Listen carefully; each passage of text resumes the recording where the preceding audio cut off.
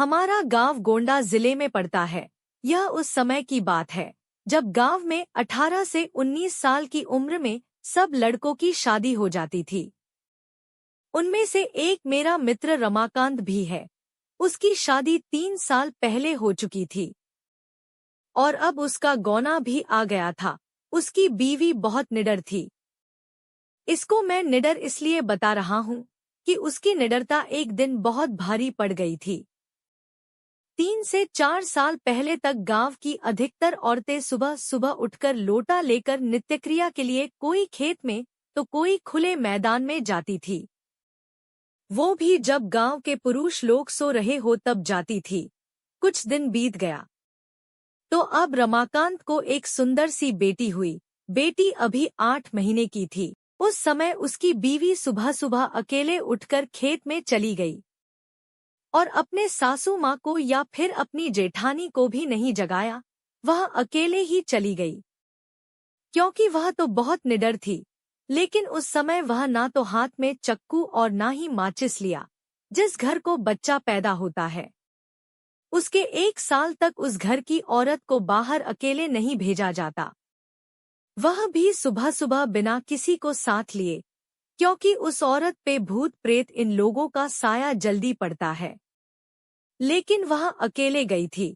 तभी वहां बेल का पेड़ लगा था। उस पर एक चुड़ैल घूम रही थी जो इसके साथ नहीं आना चाहती थी, लेकिन फिर भी वह आ गई। जब रमाकांत की औरत खेत से आई तो लौटा फेंककर पलंग पर बैठकर गाना गाने लगी। बगल में ही खाट पर लेटी हुई उसकी बच्ची जोर जोर से रो रही थी, लेकिन वह तो गाने में व्यस्त थी, इसीलिए उसे सुनाई नहीं दिया। इतना देखकर रमाकांत चिल्लाने लगा कि बेटी को उठाओ, क्या तुम्हें सुनाई नहीं दे रहा है कि वह रो रही है? फिर भी बीवी ने जवाब नहीं दिया। तब तक रमाकांत की भाभी आ गई और वह समझ गई कि यह कौन है और रमाकांत को इशारा किया कि जाओ दादाजी को बुला लाओ। इतना सुनते ही रमाकांत समझ गया कि मेरी बीवी के ऊपर कोई चुड़ैल का साया है। तभी भाभी ने दादाजी का नाम लिया। तब रमाकांत पलंग पर बैठकर दादागिरी झाड़ने लगा और बोला कि तुम कौन हो? यहाँ पर क्यों आई हो? क्या तुम मुझसे शादी करना चाहती हो? तब तक गांव की कुछ औरतें और कुछ पुरुष मजा लेने के लिए इकट्ठा हो गए। चुड़ैल ने कहा कि मुझ में तुम्हें क्यों दिलचस्पी हो रही है? क्यों मुझसे शादी करने के लिए आतुर हो?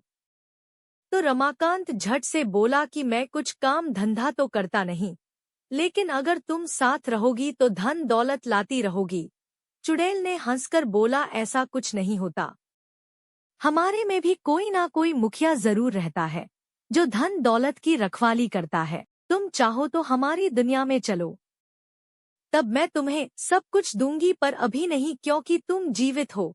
रमाकांत समझ गया कि अब मेरे हाथ कुछ नहीं आने वाला है, तो उसने बोला कि ब्राह्मण परिवार में आते हुए तुम्हें डर नहीं लगा?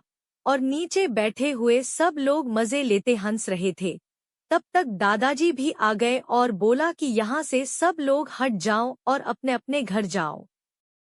इतने में रमाकांत की बीवी भी पलंग से नीचे उतरकर सिर पर पल्लू डाल दिया और चुड़ैल भी चली गई। तब रमाकांत मन ही मन बड़बड़ाने लगा कि इनको भी अभी आना था। अगर थोड़ी देर बाद आते तो क्या पता मैं भी मालामाल हो जाता। बेचारा रमाकांत बहुत दुखी हो गया।